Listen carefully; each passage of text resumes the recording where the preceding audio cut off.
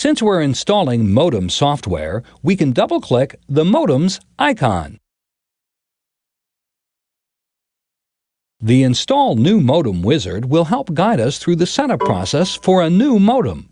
We can click Next in the Install New Modem dialog box, and the computer will look for a modem.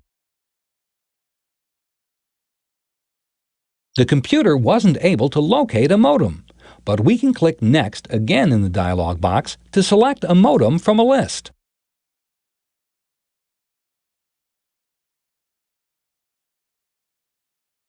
Since we have the disk that came with the modem, we can just click Have Disk.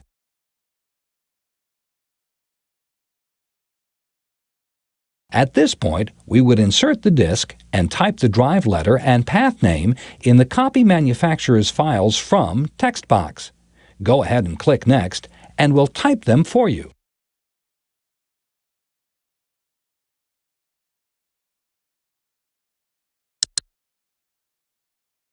Now that the computer knows where to look for the modem files, we can click OK to continue the setup.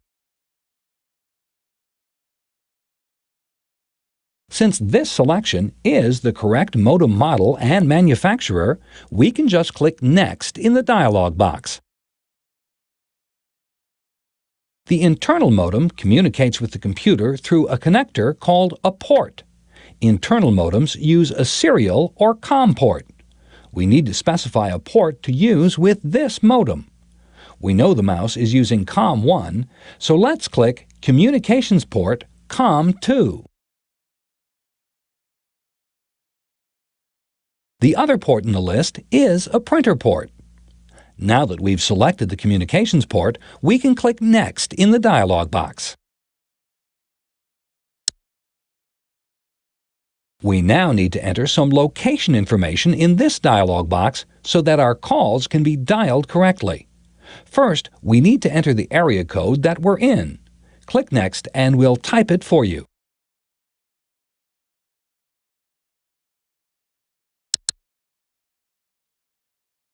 To move to the next field in the form, we can press Tab. With our phone system, we need to dial 8 to get an outside line.